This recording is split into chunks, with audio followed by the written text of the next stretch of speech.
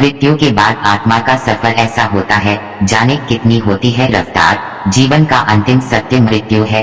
हमें पता है कि एक दिन सभी को यह शरीर त्याग कर जाना है। एक आत्मा ही है जो अमर है, जो एक शरीर छोड़कर दूसरा शरीर धारण करती है। लेकिन धार्मिक मान्यता अनुसार इसके मध्य हमारी मृत्यु के बाद आत्मा यमलोक की ओर चली जाती है। यमलोक नगरी तक आत्मा कैसे पहुंचती है और कैसा होता है ये सफर, आइए आज हम आपके साथ मृत्यु के बाद आत्मा का सफर से जुड़ी कुछ रोचक बातें साझा करते हैं। आत्मा का सफर ऐसे चलता है, पूरे एक साल मृत्यु के बाद व्यक्ति की आत्मा प्रेत रूप में एक दिन में 200 योजन यानी 1600 किलोमीटर चलती है। एक योजन 8 किलोमीटर का होता है। इस तरह एक वर्ष में आत्मा यमराज के नगर में पहुंचती है।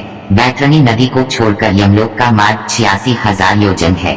बैतरणी नदी बहुत ही भयानक है, जिसे पार कर पाना बहुत ही कठिन है। कुछ ऐसा है, यमलोक का मार्ग यमार्ग में 16 पुरिया यानी नगर हैं। ये सभी नगर बड़े ही भयानक हैं। इस मार्ग में बहुत कम समय से लिए व्यक्ति की आत्मा को महीने में एक बार ठहरने का अवसर मिलता है।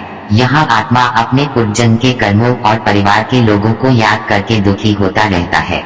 यमदूतों की यातना से दुखी होकर आगे कैसा शरीर मिलेगा यह सोचकर भी घबराता है। यमार्ग में भयानक नरक, यमार्ग में कई नरक हैं, जिनमें कुछ नाम है अंधतम और ताम्रमय। अंधतम कीचड़ और जोंक से भरा है, जबकि ताम्रमय तपे हुए तांबे जैसे गर्म है। इस मार्ग से जाते हुए पाप कर्मों को करने वालों की आत्मा दुख पाती है। यमलोक के द्वारपाल यमराज के भवन पर धर्मध्वज नाम का द्वारपाल पहरा देता है। यही चित्रगुप्त को पापी लोगों की आत्माओं के यमलोक में आने की सूचना देते हैं। यमलोक के द्वार पर 2 भयानक कुत्ते भी पहरा देते हैं, जो पापियों को देखकर लाल आंख किए उनको झपट लेना चाहते हैं। यमराज के सभासद करते हैं कर्मों का हिसाब। यमराज के दरबार में ब्रह्माजी के पुत्र श्रवण और उनकी पत्नी श्रवणी निवास करते हैं। श्रवण पुरुषों के सभी कर्मों का लेखा रखते हैं। ये पुरुषों की सभी बातों को दूर से ही सुनकर उनके पाप पुण्य का लेखा जोखा रखते हैं। इनके कहने के अनुसार ही यमराज पुरुषों को उनके कर्मों के अनुसार फल देते हैं। कर्मों का मिलता है फल। श्रवण की पत्नी स्त्रियों के पाप पुण्य को यमराज से बताते हैं।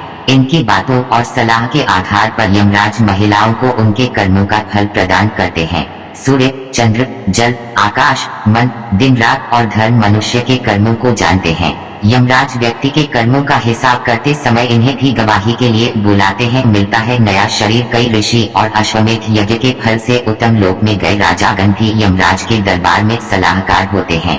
सभी से विचार और सलाह लेने के बाद यमराज व्यक्ति को दंड और उसके अगले शरीर के बारे में विचार करते हैं। अपने कर्मों का फल भोगकर प्राणी को फिर से बचे हुए कर्मों का फल भोगने के लिए नया शरीर मिलता है।